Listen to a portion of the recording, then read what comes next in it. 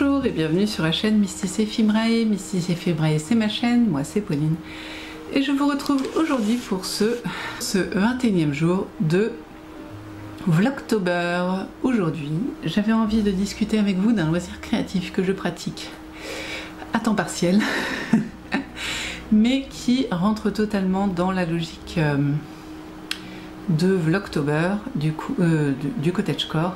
Du coup, nous allons parler. De la broderie est très vaste, il est très magique, on peut faire ce qu'on veut en broderie, vraiment. Pardon, j'ai un petit peu couru. Pour moi, la broderie se divise en deux types différents de broderie, entre guillemets. On va avoir la broderie traditionnelle et la broderie point de croix. Par traditionnelle, j'entends celle qui n'est pas faite avec des croix, quoi. Je vais vous montrer, vous inquiétez pas.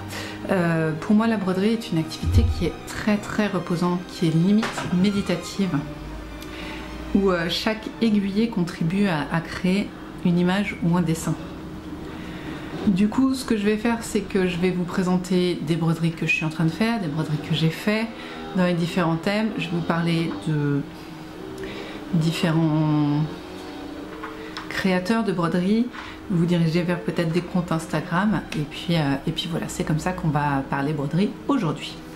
Et vraiment, quand je vous dis que chaque aiguillé est une méditation, c'est en ça que je trouve qu'on peut vraiment relier la broderie avec le cottagecore, mais pas que.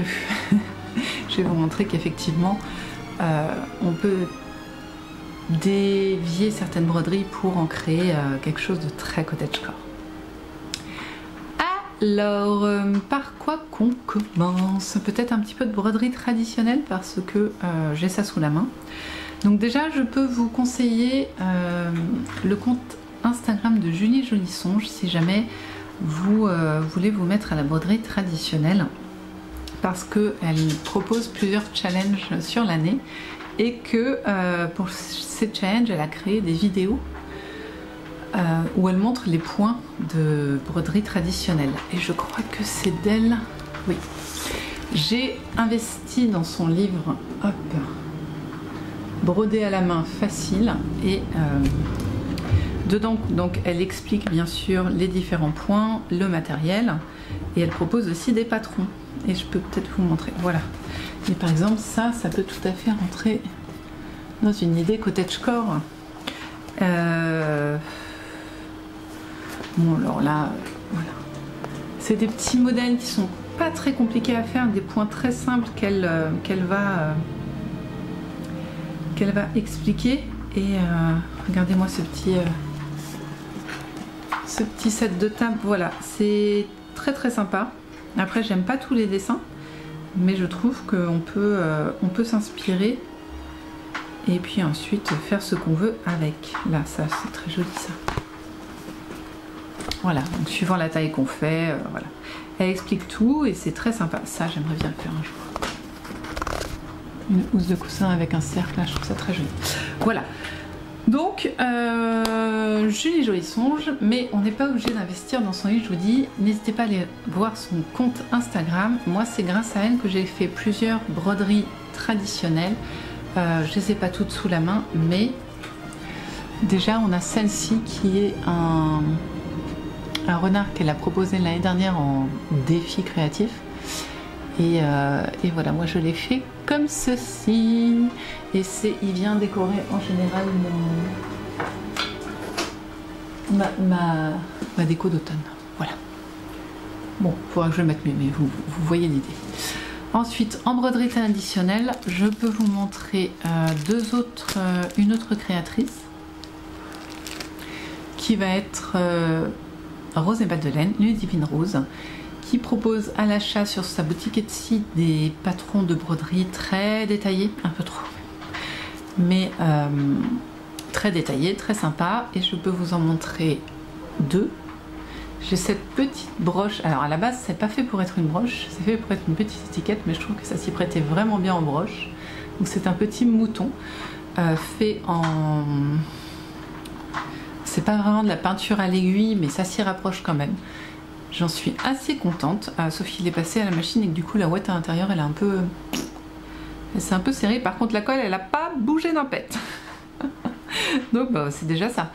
Mais voilà, et une autre broderie qu'elle avait proposée, encore une fois je l'ai détournée et c'est en ça qu'on peut facilement recréer du cottagecore avec de la broderie traditionnelle ou pas.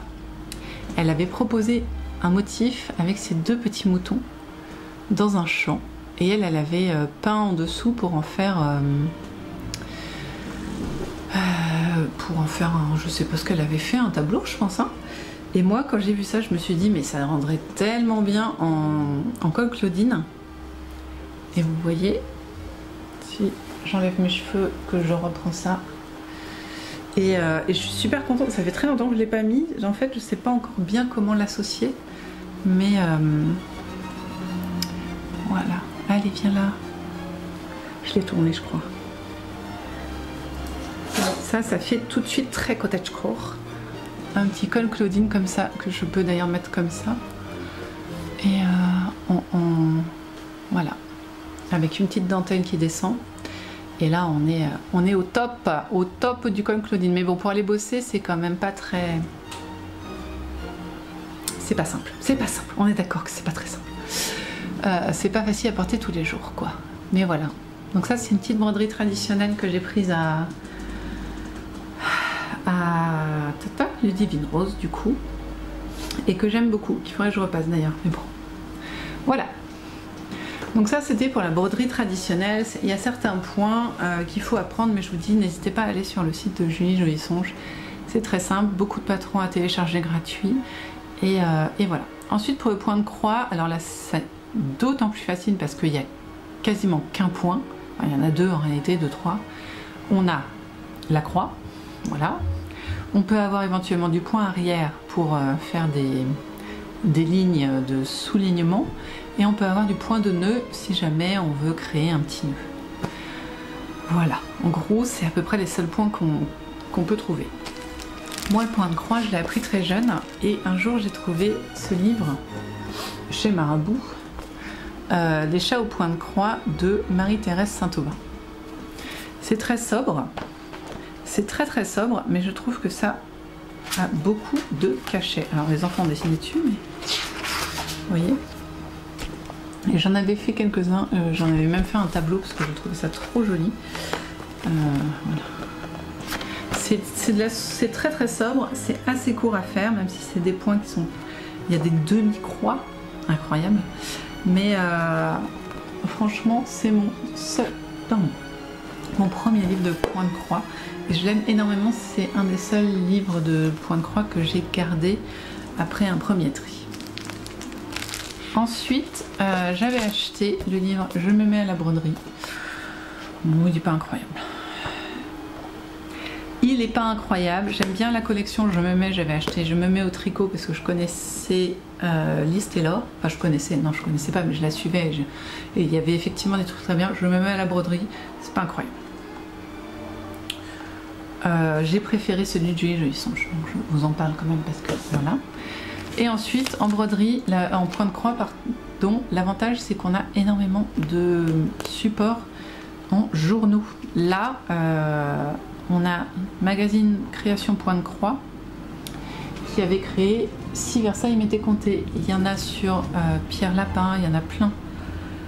Et alors je les aime pas tous, mais ça je trouve ça très joli. Une nappe avec ses broderies.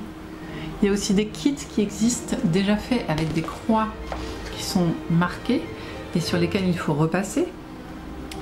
Il y a, regardez-moi ce service de serviettes là, c'est magnifique. Voilà, donc ça je l'avais pris parce que c'était très cottagecore encore une fois. Tout ne me donne pas envie, mais il y a certaines choses qui font très envie, ne serait-ce que par la mise en scène si vous voulez. Faire une jolie trousse avec une décoration là, c'est juste trop mignon. Voilà, et les nappes aussi, elles sont magnifiques. Donc voilà, vous pouvez aller sur facilement trouver pour une dizaine d'euros des patrons sur un thème précis. de broderie au point de croix. Le point de croix, je peux peut-être vous montrer quand même un petit motif.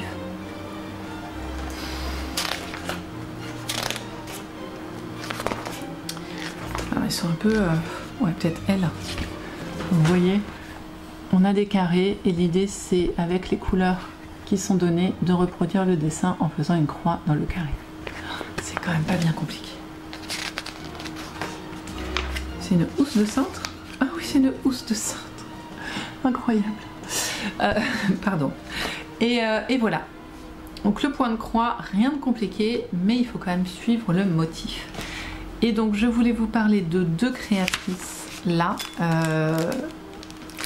Ludivine Rose propose aussi des points de croix, mais moi je vais plutôt vous parler de Rouge Antique qui crée de magnifiques points de croix dans certains de saisons.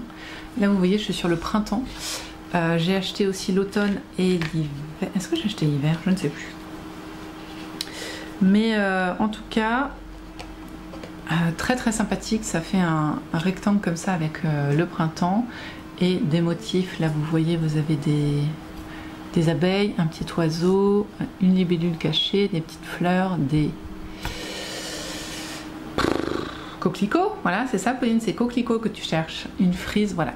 Donc très très joli, des motifs de Rouge Antique, pas excessif. Ça prend du temps à faire, mais c'est pas compliqué en soi. Et je voulais aussi vous parler, pour finir, d'une créatrice que j'aime aussi beaucoup. C'est Fabi d'un petit fil, Fabienne Kuhlmann, qui propose deux petits kits. Là moi j'ai pris un petit kit de je sais même plus c'est quoi, c'est un petit kit de crotte, d'un truc à Pauline, d'un coussinet à ciseaux à accrocher à ses ciseaux, pardon. Et vous voyez, dans ce kit il y a du fil et c'est Fabienne qui teint son fil, donc c'est un fil, vous voyez, avec des nuances. Et j'ai tout ce qu'il faut dedans, donc le petit bout de lin. Kit pendouille, voilà, c'est écrit là, pendouille à ciseaux, Zoé et Fanette. Donc il y a un petit peu de toile à broder Zweg Art, il y a l'explication pour monter la pendouille, il y a le fil pour accrocher la pendouille, et il y a des petites perles parce que dans ce kit il y a des perles et un petit anneau, voilà. Donc et c'était, alors ça c'était vraiment pas cher, c'était je sais plus, c'était moins de 10 € je crois. Et je trouve que pour tester c'est quand même pas mal du tout. Ça permet de tester les patrons d'un petit fil et c'est bien sympathique. Voilà. Hop, et je range ça. Et à chaque fois, elle offre un petit patron. Hop. Juste pour le plaisir d'offrir quelque chose en plus, alors que c'est déjà des patrons qu'il faut faire. Donc n'hésitez pas à aller voir la boutique d'un petit fil. Elle propose souvent des salles. Donc c'est, comment on dit, des brodés ensemble quoi. Souvent gratuits, qu'on peut trouver, enfin qu'on peut faire en même temps qu'elle sur Instagram et après ils deviennent payants. Voilà. Donc voici mon chemin en broderie. J'essaye de faire un petit peu de broderie. C'est compliqué, c'est pas naturel chez moi de se poser pour broder, mais c'est vraiment quelque chose de très méditatif et très agréable. Donc si jamais vous connaissez, vous voulez me proposer des créatrices de broderie qui pourraient m'inspirer, n'hésitez pas, c'est ouvert dans les commentaires, j'adore découvrir les nouvelles choses. J'espère que cette petite pastille vous aura plu, j'espère vous avoir donné envie de vous munir d'une aiguille et de broder des choses. Et nous, bien sûr, nous allons nous retrouver demain pour un nouvel épisode.